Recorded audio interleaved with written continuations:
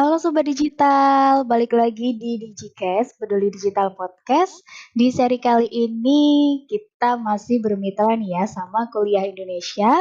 Jadi di sini kita tuh partnershipan buat bahas hal-hal yang berhubungan tentang kuliah, tentang pelajar dan lain sebagainya. Jadi di sini kita bakal bahas sesuatu yang gak kalah seru. Eh, Kali ini kita bakal bahas tema yang berhubungan sama podcast sebelumnya nih. Kalau sebelumnya kita kan bahas tentang digitalisasi di jurusan Saintek. Nah, sekarang kita bakal bahas digitalisasi di jurusan Soshum. Kayak gimana sih sebenarnya? Kayak gitu. Nah, di sini Ziva gak bakal nge-host sendirian, bakal ditemenin sama perwakilan dari kuliah Indonesia nih. Ada Nurika. Halo Nurika. Halo Kak Azifa. Halo, Ketemu ketemu lagi kita lagi ya. nih. Iya. Cia, ketemu lagi nih. Bedanya kali ini saya jadi host nemenin Kak Azifa biar nggak sendirian, ya nggak? Biar seru Oke, aja. betul banget. Oke, Kak Nurika boleh kenalin dulu dong kuliah Indonesia tuh sebenarnya apa sih? Mungkin di sini Sobat Digital ada yang belum tahu nih, kuliah Indonesia tuh sebenarnya platform apa? Oke. Sebenarnya di seri pertama kemarin saya sempat memperkenalkan kuliah Indonesia. Cuman mungkin ada sobat digital yang belum sempat dengerin podcast sesi pertama dari kuliah Indonesia dan peduli digital di episode 3. Nah, kali ini saya mau jelasin lagi nih dikit. Kuliah Indonesia itu platform berbasis pendidikan ya, dan concern-nya itu ke step atau jenjang perkuliahan. Nah, ranahnya sendiri itu ada di ranah prakuliah menuju ke bangku perkuliahan, terus di jenjang perkuliahan itu sendiri sama di pasca perkuliahannya. Di mana tujuannya itu adalah membantu sama menunjang calon mahasiswa baru, mahasiswa aktif atau mahasiswa ongoing itu sendiri sama mahasiswa undergraduate atau fresh graduate itu buat buat berprestasi di dunia akademik sama membantu upgrade skills mereka buat siap dilepas ke dunia kerja. Jadi kuliah Indonesia sendiri ada beberapa proker yang berhubungan sama ranah masing-masing itu tadi, dan ada juga proker-proker yang berjalan. Kan ini mau UTBK ya, udah mau UTBK dan beberapa proker yang berhubungan sama UTBK lagi berjalan, kayak gitu sih kurang lebih Kak Azifa. Nah di sini, kali ini akan, berkolaborasi lagi dalam bentuk podcast dan khususnya concern-nya ke Soshum, karena kemarin udah bahas tentang Saintek, kayak gitu. Iya, iya benar banget. Oke. Nih di sini mungkin aku juga mau spill dikit nih ya tentang Peduli Digital. Jadi Peduli Digital tuh apa sih? Peduli Digital sendiri merupakan platform edukasi juga sama seperti Kuliah Indonesia, cuman kita berbeda fokusan. Kalau di Peduli Digital itu kita fokusnya lebih gimana sih mempersiapkan diri teman-teman untuk siap terjun di dunia kerja. Jadi kita lebih fokus ke karir di bidang digital. Jadi buat teman-teman yang nanti pengen untuk bekerja atau punya karir di dunia digital, bisa banget ikutin sosial media kita atau info-info yang kita bagiin karena kita di sini nyediain beberapa hal yang mungkin bisa digunakan teman-teman mempersiapkan diri menuju ke karir yang teman-teman pengenin kayak gitu. Oke, kita kayaknya langsung aja nih Kak Nurika, ini bakal Mmm. ada tamu yang keren-keren nih Wah, kali ini. tamu spesial gitu ya, saya aja ngidolain gitu loh, waduh menanti-nantikan. Wah, Siapa nih Kak Azifa? Boleh oke. mulai kenalin nih. Kayaknya aku mau sapa dulu dari satu kayaknya teman kita sih sebenarnya, maksudnya teman aku sama Nurika juga. Jadi ada Tania Amartani. Halo Tania. Halo, halo semuanya. Kenalin, aku Tania. Aku adalah alumni HI UGM 2015 dan sekarang sedang bekerja sebagai business development di salah satu platform e-commerce di Indonesia. Salam kenal semuanya. Oke, Waduh, salam halo kenal halo halo Kak Tania. Tania. Halo, kita teman lama berjumpa kembali ya ini dengan Kak Nurika dan juga Kak Azifa yang ada satu lagi nih nanti. Siapa nih Kak kira-kira? Oke, ini satu lagi kita langsung sapa aja ya. Sapa dulu Nur, coba. Oh, aku nih. Iya Halo dong, jangan. Kak, Kak jeng jeng jeng jeng, Kak Revina. Boleh diperkenalkan? Monggo Kak Revina.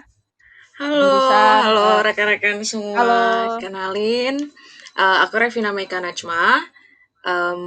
Kebetulan aku lulus dari Komunikasi UGM dan saat ini kesibukannya full time bekerja di salah satu bank di Indonesia sebagai Transaction Banking Strategy, Analytics, and Risk Management gitu. Salam kenal semuanya.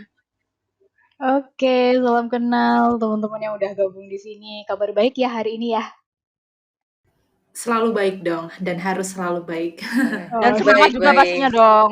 Harus Iya, semangat. tentunya.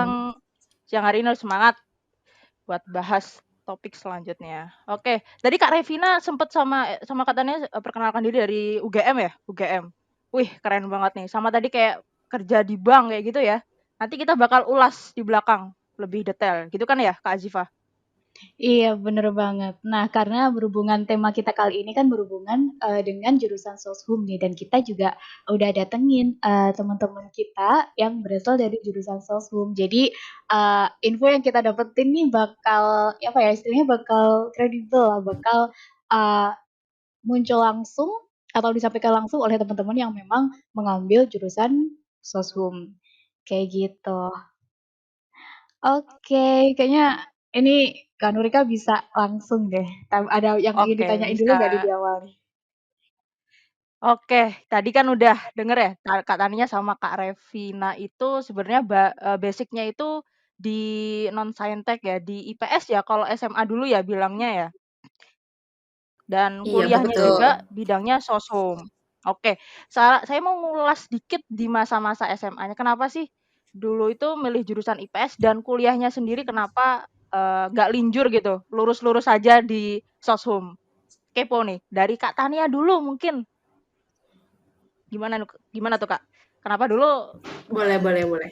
Nah, jadi sebenarnya ini kisahnya agak banyak lah ya jalannya. Jadi tuh dulu awal waktu SD, SMP tuh suka banget sama mata-mata kuliah saintek kayak biologi, fisika gitu. Bahkan dulu sempet sempet iseng-iseng aja gitu ikut lomba-lomba yang IPA.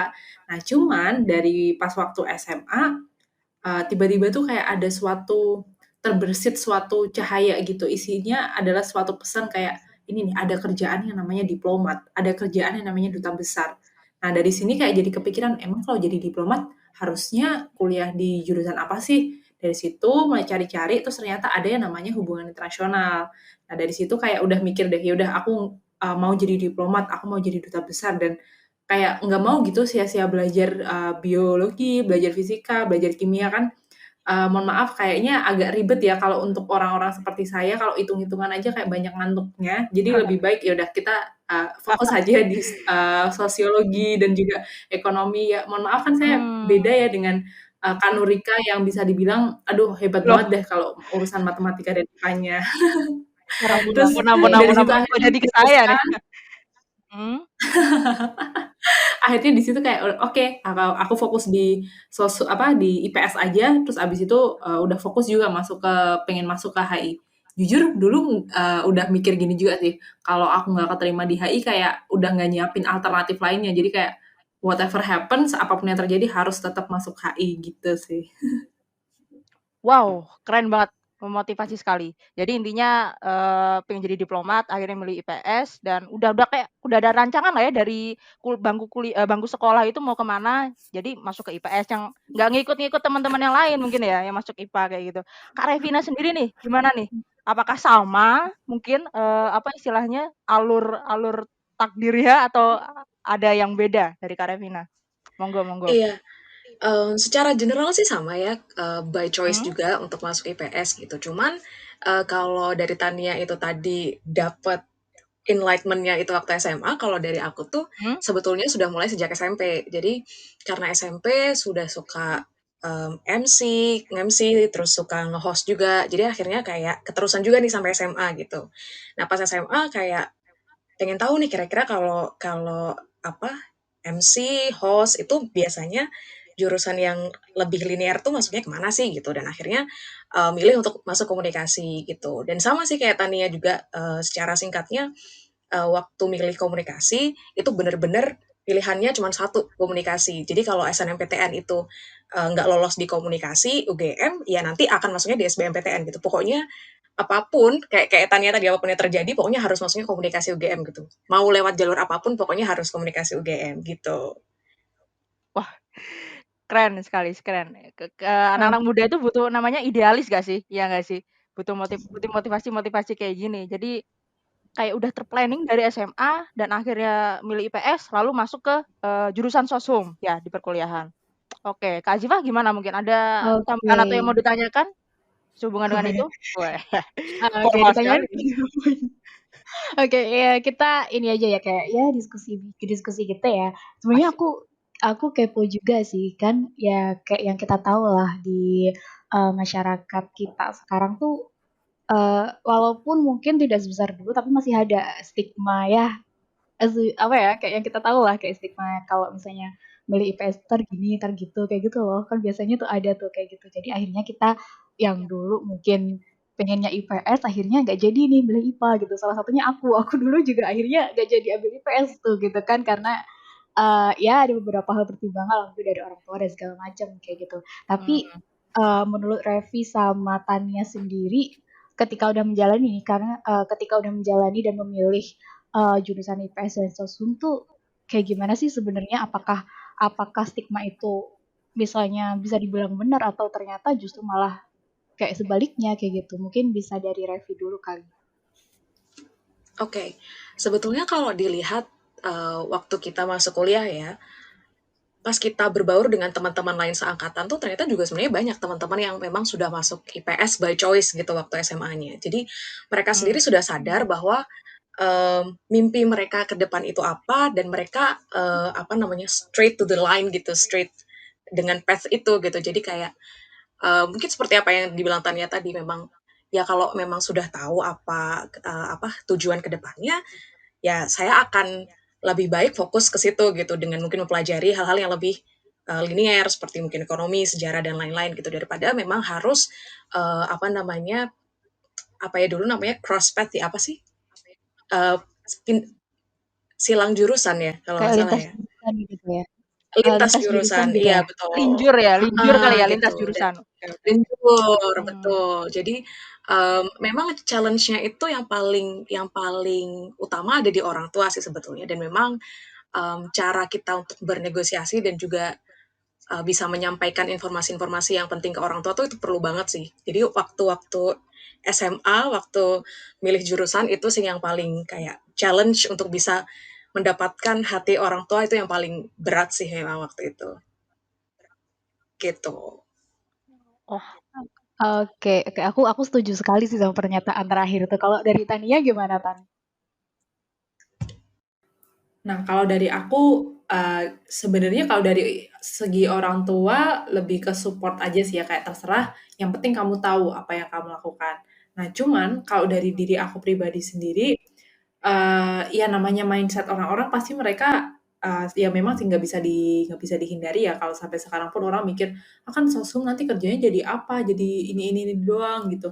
Nah, tapi setelah aku terjun di, kuliah di Soshum sendiri kayak aku merasa banget ketika kita belajar di Soshum, yang kebentuk di kita tuh jatuhnya tuh lebih ke mindset, bukan ke skill. Kalau anak-anak saintek kan mereka tuh membangun sebuah hard skill, soft skill gitu selama mereka kuliah. Banyak sekali ilmu-ilmu yang nggak bisa didapatkan gitu di tempat lain.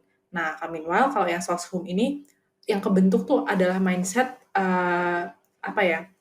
Pola pikir yang kayak sebagai contoh kayak aku anak HI, aku banyak banget belajar tentang perdamaian, belajar tentang perang, belajar tentang hubungan antar negara. Nah, ini mindset yang kebentuk adalah oh ternyata kalau kita lihat suatu masalah tuh harus lihat dari berbagai sisi pandang. Yang mana itu bisa diaplikasikan banget nih ke kehidupan sehari-hari kayak misal kita berinteraksi dengan orang, kayak gitu-gitu. Jadi outputnya ketika kita di Soshum itu memang jatuhnya lebih general kayak ketika kita keluar dari jurusan kayak jurusan aku, kayak jurusan Revi, ketika kerja tuh kita bisa aja masuk ke berbagai macam apa sih istilahnya profesi, bisa masuk ke jadi kayak Revi sekarang di bank, terus kayak aku sekarang di e-commerce, terus mungkin teman-teman lainnya ada di apa institusi-institusi lain. Jadi cara untuk men-tackle mindset orang-orang, stereotype orang-orang tentang anak sosum adalah ya itu tadi harus bisa membuktikan kalau dengan Soshum kita jadi punya mindset yang lebih luas, lebih general, dan ini bisa diaplikasikan ke kehidupan sehari-hari yang mana bisa berlanjut juga buat ke pekerjaan, buktinya kita jadi lebih fleksibel lah ya, intinya bisa dari berbagai macam institusi dan profesi gitu sih. Oke, aku Wah. setuju juga sih Nur, beberapa pendapat nih dari Tania sama Revi. Mungkin buat teman-teman yang kayak masih merasa, jalannya untuk ngambil IPS masih tersendat gitu ya, mungkin dari orang tua dan segala macam, ya ini sih bisa banget untuk ya dikasih pengertian mungkin dan tunjukkan keseriusan gitu bahwa ngambil IPS ini karena memang aku punya planning ke depannya mau jadi ini, mau jadi misalnya diplomat atau mau jadi sesuatu hal yang lain yang memang harus ambil jurusan sosum. Jadi itu emang perlu banget sih untuk negosiasi juga dengan orang tua kayak gitu. Betul banget Kak Ziva. Tadi aku cuman bisa melongo gitu dengar jawaban dari Kak Revina sama Kak Tania. Keren banget. Jadi udah punya plan sematang itu, terus pingin apa namanya ngebuktiin ke orang tua dan ngubah pandangan dari masyarakat bahwa jurusan IPS dan Soshum itu nggak sekaku itu gitu loh. Mereka bisa lebih fleksibel dan mainnya di mindset ya. Nggak kayak Saintek sih sebenarnya. Cuman nanti pas kerja itu justru peluang celahnya tuh bisa kemana aja gitu kan ya. Keren banget sih. Oke oke oke. Dapat Betul. poinnya di situ. Jadi aku jadi kayak nambah wow, eee, view baru kayak gitu dari soalnya kan dari Saintek sendiri tuh terkesan kaku dan harus masuk ke ini kayak gitu, Kak Azifa. Keren keren Mhm, keren. iya iya betul banget sih. Ya apapun jurusannya dipilih pasti, ada peluangnya sendiri-sendiri lah tergantung Bener banget. orangnya kayak Mhm. gimana. Iya, setuju setuju. Mhm. Oke, sesuai sama tema yang kita ambil, kali ini ya, kita bakal bahas tentang digitalisasi. Di sini aku masih kepo juga, sebenarnya, digitalisasi di masa sekarang itu sepenting apa sih? Dan khususnya untuk, Tania sama Revi yang sebenarnya kalau digitalisasi ini kan identik dengan IT atau kadang identik dengan, jurusan Saintek gitu kan. Tapi sebenarnya di jurusan Sosum sendiri atau di pekerjaan teman-teman yang mungkin, ranahnya sosial atau bagaimana itu apakah digitalisasi itu tetap penting sih untuk dikuasai oleh orang-orang tersebut? Ini dari siapa dulu, Nurika enaknya? Tadi udah Tanya dulu, terus dari Revina dulu. Terserah deh, terserah Kak Azifa deh. Saya ngikut aja Oke dari deh, mhm, keren semua sih jadi aku bingung nih dari siapa bingung. dulu nih? Tania dulu kali ya, boleh ya? Boleh boleh boleh boleh. Dapat bagian semua kok Oke bakalan oke. nanti. Monggo Kak Mhm. Tania. Atau kita home pimpa aja nih Kak kayaknya biar lebih gampang nentuin Nggak siapa kelihatan ya. Kak Tania, nggak kelihatan. Kita online masalahnya. Mimpi online gimana coba? Aduh. Monggo Oke monggo oke. monggo.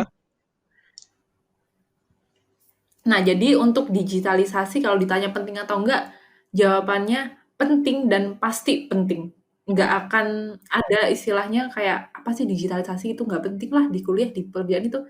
Orangnya sampai bilang gitu berarti dia nggak pernah, menyentuh yang namanya digital. Karena setelah aku merasa ya, dulu emang kuliah, anak sosum tuh jujur nggak terlalu banyak digitalisasinya. Kita tuh lebih ke general aja lah, basic-basic kayak contoh nih kalau misal kerja itu kita co-working di Google Sheets, Google Docs, terus habis itu ketika kita cari info-info, ketika cari jurnal lebih ke menggunakan platform online kayak gitu ya bisa dibilang jauh berbeda sekali dengan penggunaan apa sih istilahnya digitalisasi dibanding dengan saintek. Tapi kenapa aku tadi bilang penting?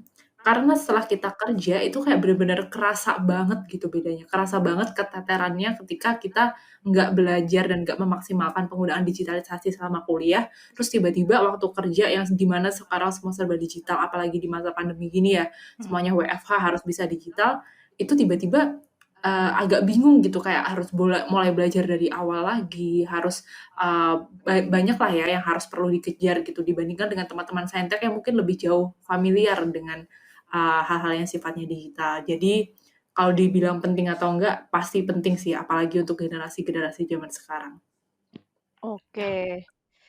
Intisarinya selama kuliah mungkin nggak sekental anak-anak saintek, tapi baik lagi kondisi ke depan, bahkan masa sekarang pun, ke depan nggak ada yang bisa nebak, ya nggak ya?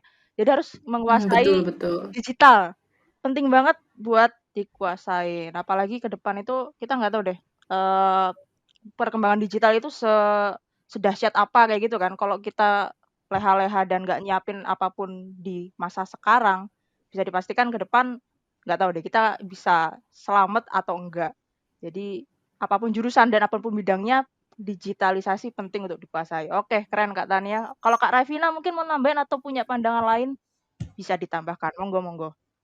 Iya, setuju sih sebenarnya tadi sama Tania, bahwa Hmm, digitalisasi itu penting banget, apalagi di era sekarang gitu.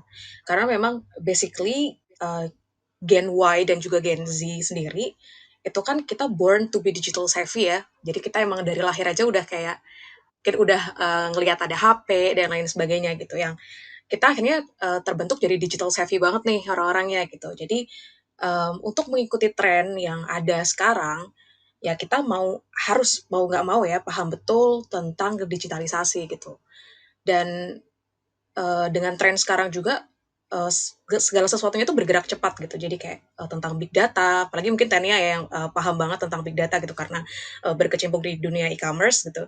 Dan juga yang basisnya online. Jadi memang perlu banget kita untuk bisa membangun skill yang arah geraknya itu juga cepat gitu dan yang juga basicnya bisa efisien, kemudian bisa mempercepat, memperpendek proses juga, yang mungkin bertele-tele sebelumnya, kemudian ada juga kita minimalisasi, risiko gitu ketika kita,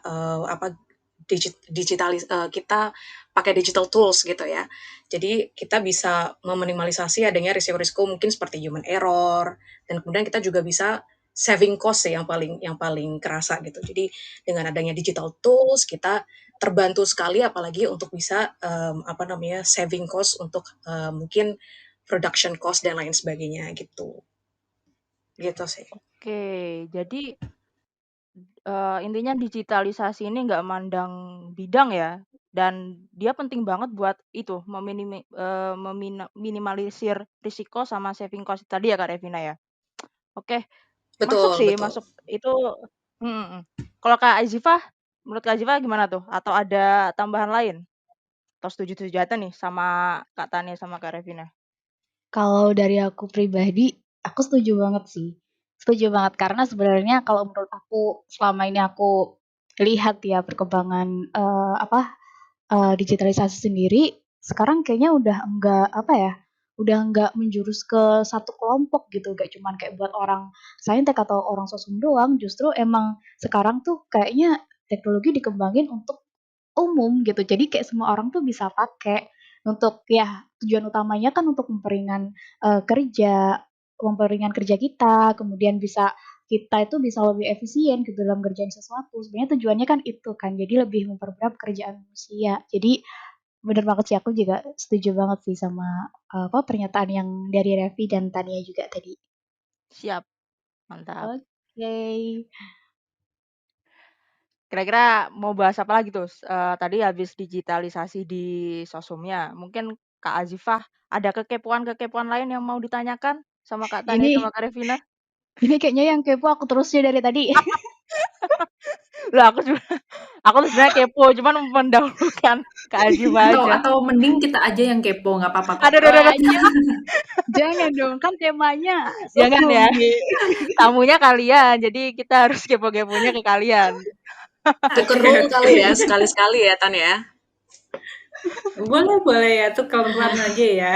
Waduh. Oke oke, kayaknya aku pengen tahu juga. Tadi sempat di ini kan sempat di-spill nih pas waktu kalian di perkuliahan itu ada beberapa istilahnya beberapa kerjaan yang dia itu menggunakan beberapa produk digital ya general gitu. Boleh nggak sih kasih tahu nih sama sobat digital apa aja sih mata kuliah yang menggunakan apa produk digital dan juga produknya tuh ada apa aja sih yang biasanya tuh digunain nih sama teman-teman yang ambil jurusan sosum. Dari review dulu deh boleh. Oke. Basically kebetulan karena aku sama Tania itu satu fakultas ya, jadi kayaknya mungkin hampir sama juga nanti yang akan kita jawab gitu. Cuman kalau sosum memang Mm-mm. dari semester pertama kita udah pasti banyak essays. Kemudian kalau di komunikasi sendiri fokusnya lebih kepada proposal pitching, kemudian slides dan lain-lain gitu ya. Jadi memang yang basic-basic seperti Microsoft, kemudian semacam aplikasi-aplikasi yang membantu kita untuk bisa lebih kreatif gitu ya dalam bidang desain dan lain-lain, seperti mungkin Adobe dan lain-lain, itu biasanya kita pakai gitu. Terus kalau mata kuliah apa yang paling sering, sebetulnya basically hampir sama semuanya, terlebih apa yang basic seperti sosial, ilmu-ilmu sosial, kemudian ilmu politik itu kita, pasti menggunakan, e-journal, yang memang jadi source kita untuk bisa dapetin informasi-informasi atau juga jurnal-jurnal yang, jadi source kita untuk bisa, dapat esai itu gitu. Nah, kemudian kalau mata kuliah spesifik dari komunikasi sendiri sih, yang paling aku ingat sampai sekarang ya, itu lebih ke MPR namanya. Jadi Marketing Public Relations. Di situ kita sering banget pitching. Jadi kita sering banget pakai aplikasi-aplikasi yang membantu kita untuk bisa memperbaiki pitching proposal kita gitu ya. Jadi kayak mungkin kalau bisa dibilang tuh yang sekarang ya pasti banyak lah teman-teman yang udah tahu gitu ya, Canva, kemudian Adobe juga. Terus kemudian kalau yang satu lagi yang paling keinget itu ada yang namanya jurnalisme online. Jadi sebenarnya concentration aku sendiri di komunikasi itu kan public relations, tapi kita bisa pilih concentration minor kita, dan kebetulan aku ambil jurnalisme gitu. Dan mata kuliah jurnalisme online ini di situ kita harus membuat berita-berita seputar keadaan-keadaan di Jogja gitu yang unik yang bisa kita tampilkan di website website dari komunikasi UGM sendiri gitu. Dan satu tools yang sering kita pakai itu adalah Google Analytics. Jadi itu free dan sangat membantu untuk mahasiswa, apalagi untuk bisa cari keywords tertentu. Karena kebetulan kalau jurnalisme online kan kita perlu nih cari tahu kira-kira keywords ini di region mana mungkin lebih banyak dicari gitu daripada region-region yang lain gitu. Itu sih kalau yang paling aku inget ya. Yang lainnya kayaknya udah lupa nih karena udah lama banget kuliah tuh. Berapa tahun yang lalu ya? Sekitar Udah 4 iya. sampai 5 tahun yang lalu ya? Oke, Udah jadi kelihatan Iya, lah ya kayak umurnya kayak berapa nostalgia tahun banget gitu ya. itu. jadi Itu sih lebih yang ke paling basic, diingat kalau di komunikasi. oke. Lebih ke basic Microsoft, terus cari-cari e-journal kayak gitu ya, sama tadi dunia jurnalisme kayak gitu ya Kak Revina ya? Oke, oke. Betul, Jadi betul. kayaknya bukan lebih ke mata kuliah ya, misalkan ada study case nih, terus buat nyari kata-katanya gitu ada aplikasi free sendiri ya, yang bisa ngebantu buat Betul. Jadi nyari keyword? Mmm. jadi biasanya Google Analytics itu kita pakai apalagi untuk bisa lihat misal nih, kita search nama brand gitu ya yang, mungkin lagi in Mhm. sekarang nih, terus kita lihat nih, oh di region mana dia paling banyak dicari gitu, dan mungkin top 10-nya salah satunya adalah dari Yogyakarta atau Jakarta gitu. Nah, kita bisa lihat nih analisis dari situ, oh ternyata brand ini lumayan, diminati oleh orang-orang di Jogja dan Jakarta, kayak gitu. Itu sih misalnya. Oke, dan itu di bangku perkuliahan pun udah dilatih, study case kayak gitu atau pas di dunia kerja itu Kak Revina?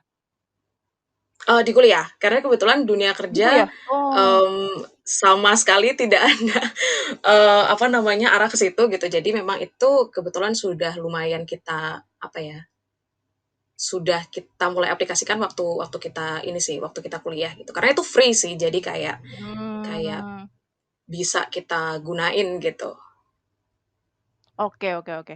Jadi, ada aplikasi free sendiri. Kalau di Saintek kan mungkin digitalnya itu ada dibagi 2, aplikasi free sama aplikasi berbayar yang tentunya tingkat, feature sama kualitasnya itu berbeda. Kalau di Sosum sendiri, yang kayak study case kayak gitu ada aplikasi berbayar yang lain yang lebih, istilahnya apa ya, lebih detail sama kualitasnya lebih bagus nggak? Atau gimana Kak Revina? Mau ini aja sih, kayak bikin apple to apple-nya, kalau Saintek kan kayak gini nih, kalau di Sosum kayak gimana? Ada aplikasi berbayar gitu nggak sih? Yang lebih detail kayak gitu? Atau Sebetulnya gimana? ada, dan itu, Mhm. kalau biasanya tuh digunain oleh teman-teman advertisement sih kalau nggak salah. Jadi kalau untuk PR sendiri kita, Oh. mostly sudah terbantu dengan, Google Analytics itu. Tapi itu pun kalau kalau mau kita lebih jauh analisisnya, itu bisa kita, Mhm. kalau nggak salah bisa berbayar juga yang Google Analytics, dan itu features-nya juga lebih beragam akhirnya. Jadi mungkin analisisnya lebih bukan hanya tentang region mana yang banyak search keywords itu, tetapi juga bisa berapa orang sih yang kira-kira searching itu di minggu ini, terus kemudian mereka segmennya dari umur berapa sampai umur berapa nih, kayak gitu. Jadi bisa lebih dalam gitu analisisnya Oh. ketika itu aplikasi yang berbayar gitu sih. Wow, oke. Jadi udah dapet poinnya nih. Oke, makasih Kak Revina atas jawabannya. Kalau Kak Tania sendiri, gimana? Mungkin ada waktu semasa kuliah ambil mungkin penelitian atau skripsi atau dikasih study case pas kuliah, pernah nggak yang disuruh ngapain gitu yang memanfaatkan atau mengaplikasikan, unsur digitalisasi? Gimana Kak Tania? Nah, kalau di HI sendiri, Mhm. karena kita kebanyakan bahas tentang politik nih ya, kayak berita-berita tentang, internasional yang harus keep up to date banget nih, apalagi ya namanya, kondisi politik di negara lain kan cepet banget ya berkembangnya, kayak dalam 1 hari pun tiba-tiba ada kudeta, dalam 1 hari pun tiba-tiba ada perang atau apa. Nah, makanya kita harus up to date banget sama berita-beritanya. Nah, cara up to date dan juga menangkap sentimen dan polarity dari suatu berita ini kita biasanya pakai bukan app sih ya, lebih ke sistem ya kalau di Google biasanya banyak sih ya kayak text analysis platform gitu-gitu. Jadi kayak misal suatu contoh ada berita ABC tentang misal kondisi politik di Amerika. Nah, kita masukin ketiga link berita tersebut untuk nangkep nih kira-kira oh ternyata berita di situ tuh isi paling banyaknya adalah kata-kata negatif atau kata-kata positif.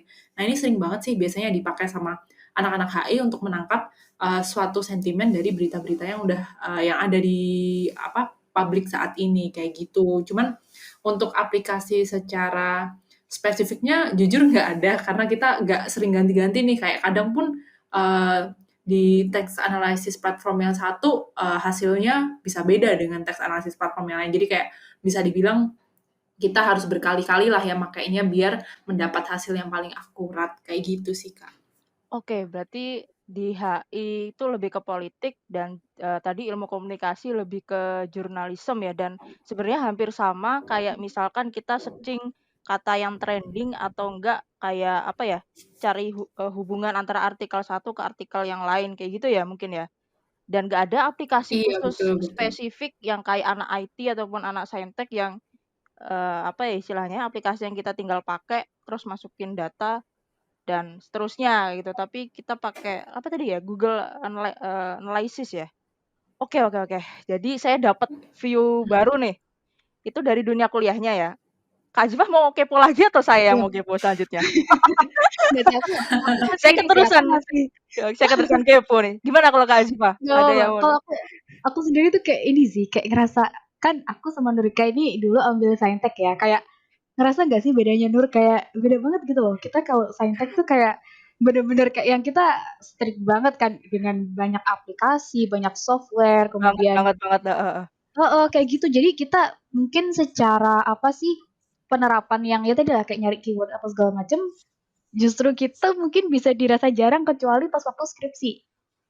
Kalau Iya, pas awal-awal tuh kita lebih banyak ke praktek kayak gitu kan. benar Kalau misalnya benar. kita misalnya Iya, salah satu contohnya tuh pas kita ngoding terus kita stuck tuh, ya udah kita kayak search gimana sih cara nyelesainnya, kayak mhm. codingan apa sih yang tepat kayak gitu-gitu lah segala macam. Jadi beda banget sih, kerasa banget sih bedanya semua. Kita baru ngaplikasikan Jadi itu tuh pas di ujung semester ya, pas perkuliahan pas mhm. skripsian doang.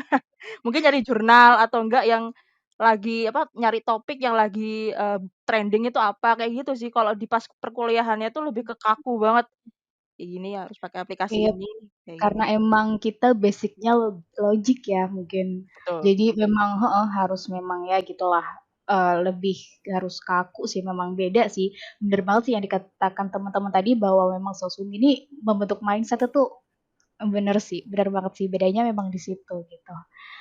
Oke, tadi kita udah bahas yang di kuliah, sekarang di kerjaan coba dikepoin Kak Nurika. Oke, tadi, Kak Azifa udah banyak kepo ya, sekarang giliran saya yang mau kepo-kepo. Kalau nggak ada pertanyaan, saya yang bertanya. Oke, kayak guru ya. Oke, dari tadi kan Kak Tania sama Kak Revina sempat spill di depan, kalau Kak Tania itu kerjanya e-commerce. Terus Kak Revina sempat spill kalau katanya itu kerja di apa ya istilahnya analisis big data ya kayak gitu ya. Saya masih kurang paham itu maksudnya kayak gimana? Apa juga ngaplikasiin unsur digitalisasi Kak Tania? Mungkin dimulai dari Kak Tania dulu deh, baru nanti Kak Revina nih.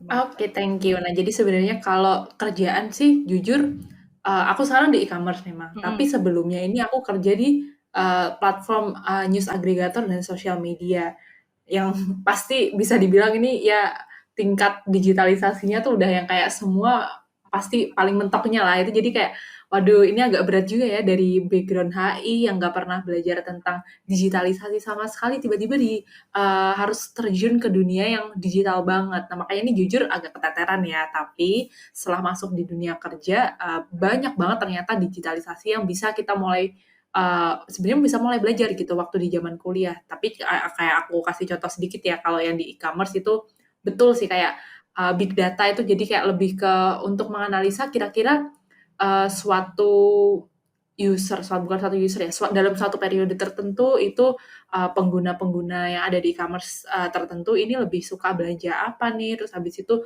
untuk ngelihat pola pembelian atau pola order atau bahkan ini juga bisa diaplikasikan di kayak di masa kerja yang aku yang sebelumnya di sosial media kayak buat nangkep nih polanya kalau misal ada suatu berita X yang baru keluar itu respon masyarakat gimana, terus habis itu bagaimana media-media lain itu ngikutin gitu untuk supaya berita ini jadi tersebar. Begitu juga big data yang digunakan di e-commerce itu kayak lebih ke ini sih kalau aku bisa bilang suatu data yang digunakan untuk melihat suatu pola yang terjadi dalam suatu kelompok masyarakat tertentu kayak gitu sih big data yang kita pakai. Jadi dari situ kita bisa memutuskan nih kira-kira strategi apa yang paling tepat yang bisa kita gunakan untuk memaksimalkan baik itu profit maupun traffic maupun juga indikator-indikator lainnya yang bisa jadi kayak kesuksesan dari suatu perusahaan gitu sih.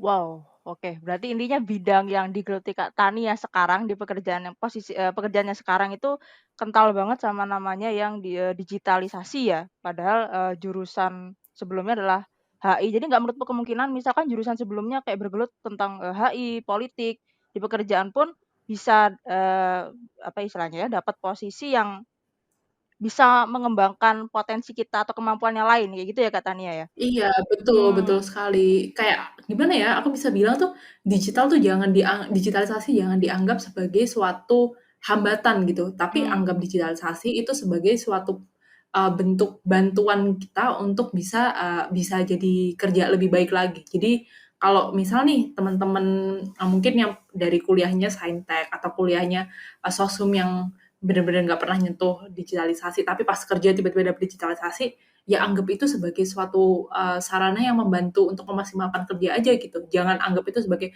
aduh harus digital nih, nggak bisa, kayak gitu-gitu sih. Wih, keren banget. Yang terakhir aku suka banget. Jadi jangan jadikan digitalisasi itu sebagai penghambat, tapi sebagai sarana pembantu kita ya untuk mempermudah pekerjaan kita kayak gitu. Betul betul. Siap. Kalau Setuju di juga nih. datang-datang setuju. Kaget saya. Dengerin aku dengerin ini bener-bener emang keren banget sih, setuju banget emang. Karena emang tujuan aku udah bilang tadi kan tujuan digitalisasi itu emang untuk bantu kerjaan kita, apa sih ngeringanin kerjaan kita gitu Setuju. loh. Oke, Hmm, lanjut. Lanjut Nur. Boleh nih. lanjut Nur. Tadi kan di dunia e-commerce tuh, Kak Tania kental banget sama digitalisasi.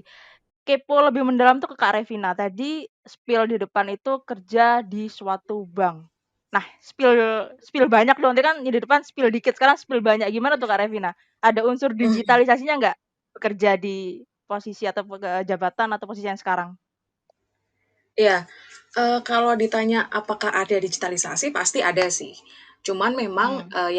yang paling membedakan antara mungkin e-commerce dan juga, apa namanya, perusahaan, seperti bank, seperti itu tuh, mungkin lebih kepada ketentuan-ketentuan yang harus di-cover gitu. Jadi, kalau di bank sendiri digitalisasi itu tetap ada, tetapi mungkin tidak secepat atau mungkin tidak meng-cover keseluruhan seperti yang di e-commerce gitu. Karena memang apabila kita, apa namanya, kita kan, megang data nasabah, data konsumen gitu kan, dan itu harus kita jaga betul-betul kerahasiaannya gitu. Jadi sekarang pun juga sudah ada yang namanya cyber risk ya. Jadi kayak risiko-risiko yang mungkin muncul dari adanya internet, terus kemudian transaction online dan lain sebagainya gitu. Jadi manajemen risiko untuk di dunia-dunia yang bentuknya digital ini tuh sudah harus di-manage gitu dari awal. Nah, kalau ditanya seberapa besar, pasti ini lebih kepada sekali lagi karena kebetulan posisi saya itu kok jadi saya ya agak formal ya jadinya.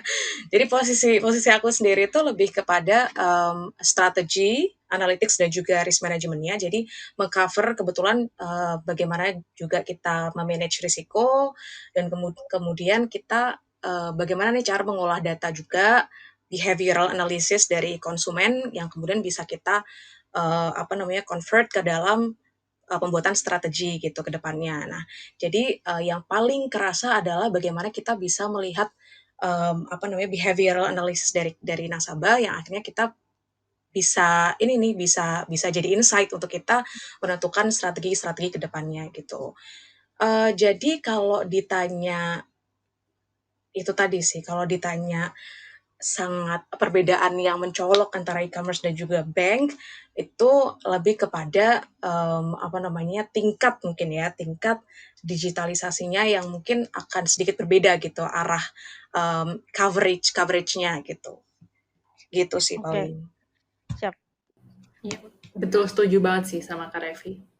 Mantap. Tadi sempat disinggung tentang keamanan data nasabah, cyber dan lain sebagainya.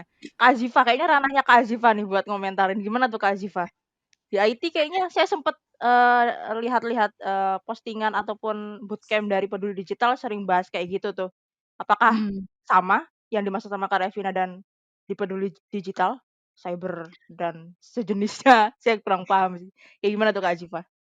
Oke, jadi sebenarnya beberapa hal yang udah dijelasin sama Tania sama Revi tadi juga ada beberapa hal yang memang itu jadi ranah pembelajarannya teman-teman IT. Jadi mungkin dari keamanan cyber, mungkin juga dari data kayak ya di kita kan juga ada namanya data scientist ya.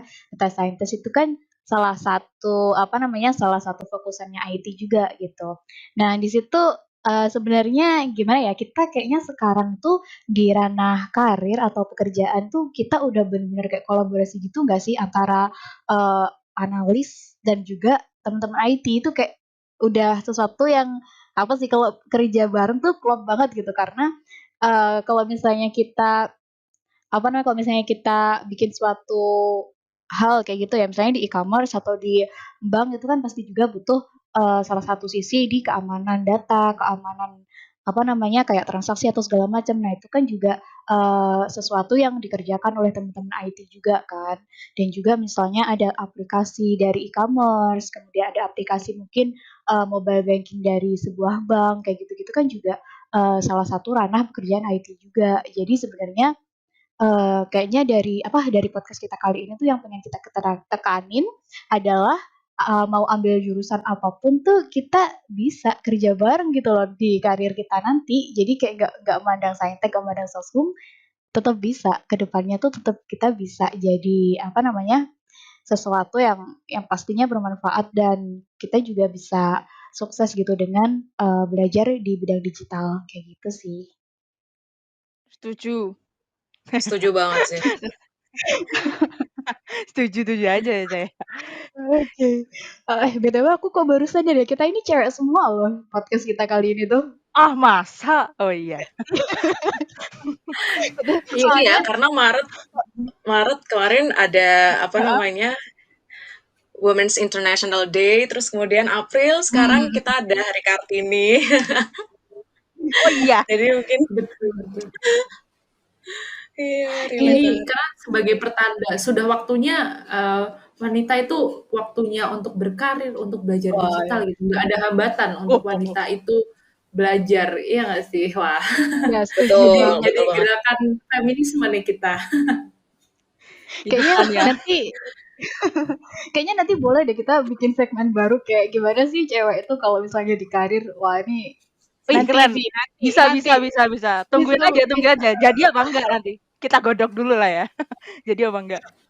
Oke, ini tuh Hmm. kita obrolin lagi lah selanjutnya kayak gimana. Kayaknya seru sih bahas-bahas kayak gitu. Ya mungkin nanti Revi sama Tania kalau misalnya mau gabung kita welcome banget sih.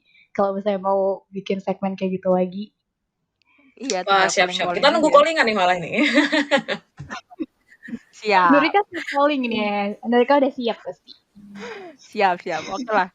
Ada yang mau ditanyakan lagi nih? Kira-kira saya saking banyaknya sampai bingung nih. Jadi tadi barusan ngomong apa ya? Oke. Soal irisan pekerjaan sama kolaborasi di pekerjaan. Kalau di pekerjaan saya sendiri di manufacturing, IT itu kayak di setiap celah departemen sama section di manufacturing itu pasti ada.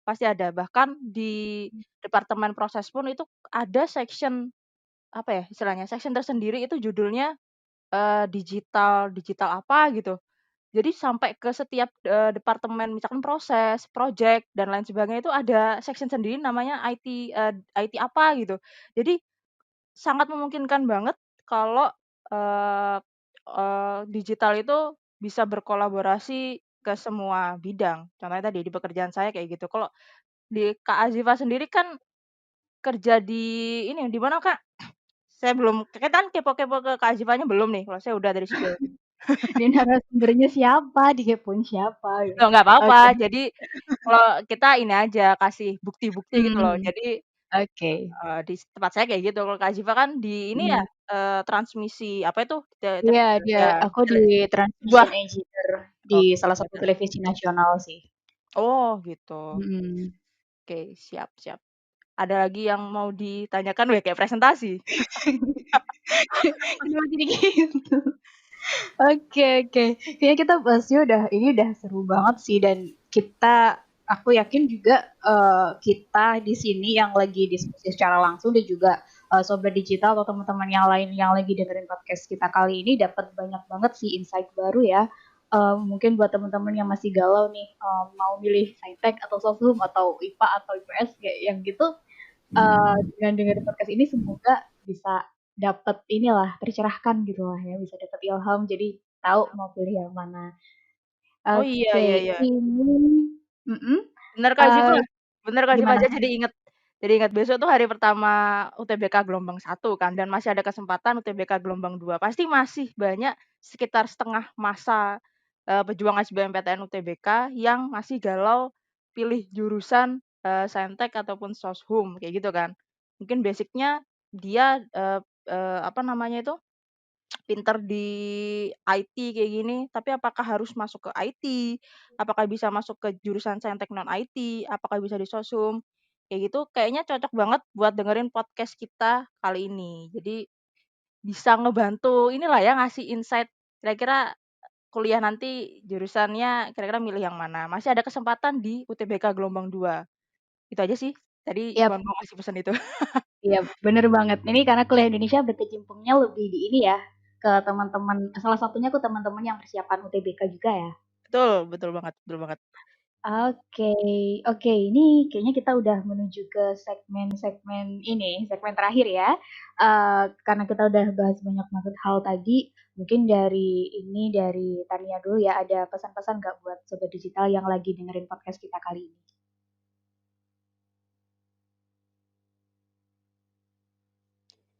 Pesan kesan terserah nanti mau sasarannya ke perkuliahan ataupun general bisa. Yap, Monggo Kak boleh. Tania. Oke, siap-siap. Nah, kalau untuk kesan-pesannya ya, yang paling penting nih ada 2 nih. Yang pertama, jangan menunggu waktu yang paling tepat untuk memulai belajar digitalisasi. Karena waktu yang paling tepat itu ya sekarang gitu. Jadi meskipun dari teman-teman ini masih kuliah atau mungkin masih ada yang masih SMA gitu ya, mau kuliah atau bahkan yang udah kerja, nggak apa-apa. Mulai belajar digitalisasi mulai dari sekarang. Dan apapun itu bidangnya, tetap belajar digitalisasi mulai sekarang karena ini bakal ngebantu banget buat kita ke depannya. Siap. Dan yang kedua, Oh, ada yang kedua. itu tadi sih digitalisasi itu tuh jangan dianggap sebagai hambatan gitu. Karena pasti banyak ya yang menganggap, aduh tapi kan aku generasinya udah kebiasa nggak pakai digital atau gini-gini. Nah, jangan sampai ada mindset itu. Tapi anggap digitalisasi itu sebagai bentuk bantuan untuk mempermudah pekerjaan kita. Karena jujur loh, kalau aku ini once aku menginjak dan terjun ke dunia digital di pekerjaan itu kayak wah gila sih. Kemana aku selama ini? Kayak menyesal gitu. Tahu gitu dulu aku skripsi atau selama kuliah atau bahkan selama SMA tuh udah memanfaatkan digitalisasi sebaik itu karena ternyata kayak jauh lebih gampang banget dan jauh lebih membantu gitu ketika kita udah paham dan kita udah terbiasa gitu menggunakan digitalisasi dalam kehidupan sehari-hari gitu sih. Siap. Oke. Siap. Jadi intinya tadi belajar, dan belajar. Jangan menunggu waktu yang pas. Asik. Sama jangan jadikan beban ya buat digitalisasi, tapi jadikan sarana bantuan. Mantap betul. Mantap jiwa. Sekarang Kak Revina mungkin bisa ada pesan dan kesan. Iya, setuju banget sih sama Tania. Hampir sama, apalagi untuk teman-teman yang sekarang sedang menempuh kuliah, apapun jurusannya. Jadi apa yang kita pelajari di kuliah itu, kita nggak boleh menjadikan itu akhirnya sebagai batasan gitu, untuk bisa mempelajari sesuatu yang lebih luas. Mungkin tentang digital tools, tentang digitalisasi, dan lain sebagainya gitu. Karena kedepannya kita nggak pernah tahu karir kita akan membawa kita kemana gitu. Dan mungkin kedepannya hal-hal yang kita pelajari itu justru mungkin tidak terlalu linear gitu. Jadi kita harus memperbanyak dan memperluas wawasan kita waktu kita di bangku kuliah gitu. Dan juga untuk mungkin teman-teman SMA yang sedang galau memilih penjurusan ya. Jadi yang paling penting adalah kita tahu kompetensi kita sendiri dan juga impian kita ke depannya seperti apa gitu.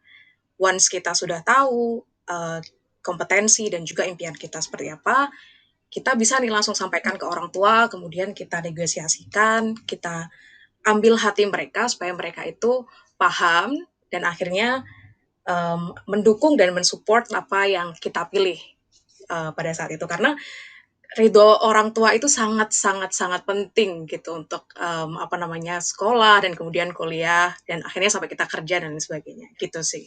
Masya Allah. Keren. Keren. Setuju banget nih sama Kak Revi. Ini kalau ada tepuk tangan virtual nih aku udah klik-klik dari tadi nih. Oh, ini aja. minta bantuan editor buat kasih tepuk tangannya. Dahsyat sama kasih back sound gitu ya. Iya. Waduh. Bisa. Kan ada tuh model ketawanya Bajai Bajuri. Nah, ini kasih tepuk tangannya model dahsyat gitu kan bisa, Kak. boleh nanti ada yel-yel sekalian aja boleh nggak Kak? Oke, siap. Requestnya khusus Kak Tania dan Kak Revina segera diwujudkan. Gitu Kak Azifah. Oke, thank you banget buat Tania sama Revi yang udah ngeluangin waktu hari ini dan juga udah sharing banyak banget insight baru yang aku secara pribadi banyak banget dapat hal baru sih dari diskusi kita kali ini kayak wah ternyata kayak gitu ya kayak gitu bener-bener keren banget sih. Sekali lagi thank you banget ya buat Revi sama Tania yang udah ngeluangin waktunya hari ini. Sama-sama. Thank you banget juga buat teman-teman Peduli Digital dan juga Kuliah Indonesia yang udah kasih aku sama Revina kesempatan nih buat sharing-sharing dikit ya. Meskipun kita sebenarnya ya masih belum bisa dibilang expert lah ya di bidangnya, tapi at least kita bisa bagi-bagi dikit nih buat teman-teman yang dengerin tentang ini supaya lebih aware juga nih tentang bagaimana soshum dan juga bagaimana digitalisasi ke depannya. Semoga bermanfaat ya semuanya. Amin. Iya, thank you teman-teman semuanya. Jadi memang apa yang kita share hari ini ya semoga bisa bermanfaat. Tapi kembali lagi ini bukan merepresentasikan semuanya dari Soshum ya, tapi ini lebih kepada based on our experience aja gitu. Jadi semuanya teman-teman terbuka lebar untuk opini dan juga cara pandangnya gitu. Jadi ini adalah lebih ke based on experience kita aja. Gitu. Semoga bisa bermanfaat sih untuk bisa ngasih insight ke depan untuk teman-teman. Oke, thank you banget nih. Oke, kalau dari tadi udah banyak Revi sama Tania ya, banyak spill gitu. Sekarang gantian Kak Nurika dong. Yang spill next event di Kuliah Indonesia tuh bakal ada apa aja sih biar teman-teman yang dengerin hari ini bisa tahu nih, bisa dapat informasi.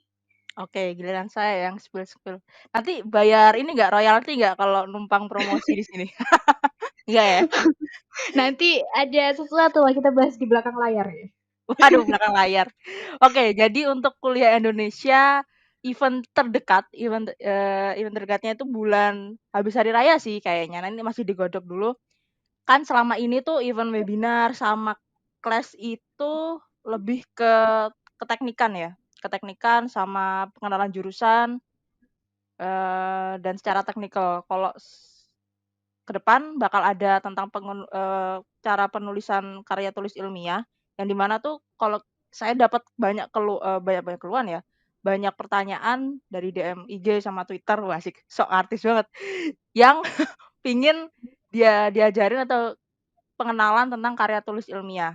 Nah di situ kita bakal wujudin sekitar bulan Juni lah paling deket setelah Lebaran.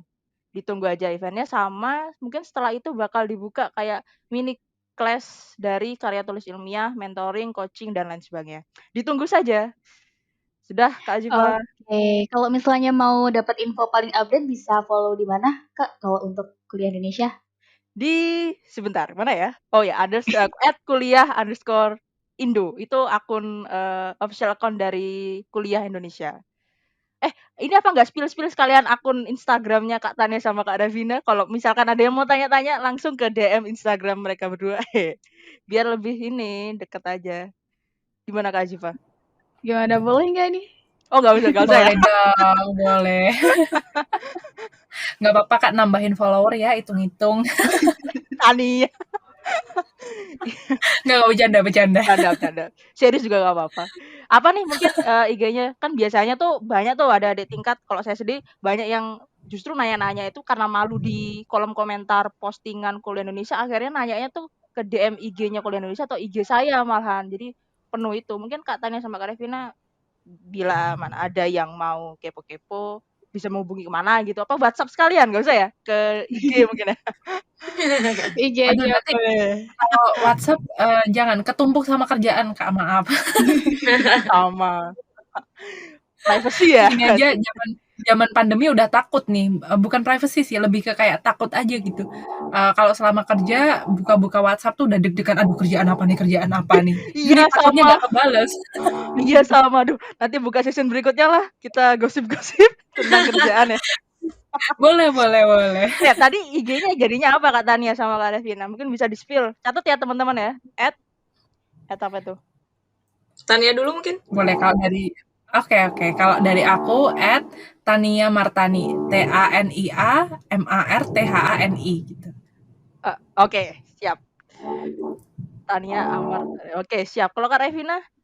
Kalau aku Revina Meika @Revina Meika, jadi REVINA MEIKA. Oke, siap. Save. Oke.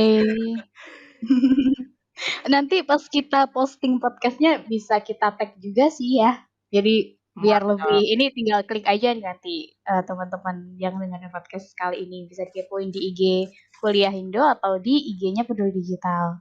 Betul. Boleh.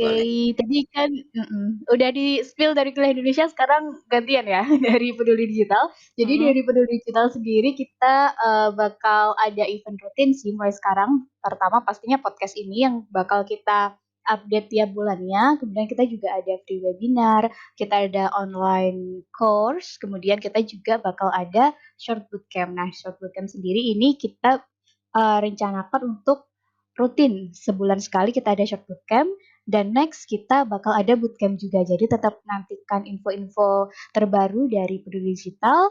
Pantengin aja di sosial medianya Peduli Digital ya. Jadi kita ada di Instagram, ada di Facebook, kemudian ada juga di LinkedIn. Tinggal teman-teman search aja Peduli Digital, pasti langsung ketemu sih nanti. Kayak gitu. Oke, kayaknya ini udah cukup ya, Nur, untuk podcast kita kali ini. Untuk podcast cukup, nanti kita lanjutkan di belakang ya. Oke, thank you banget buat Sobat Digital dan teman-teman yang udah dengerin podcast kita kali ini. Semoga apa yang kita diskusikan kali ini bisa bermanfaat buat teman-teman.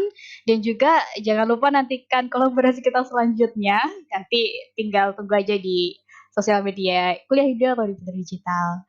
See you on the next podcast.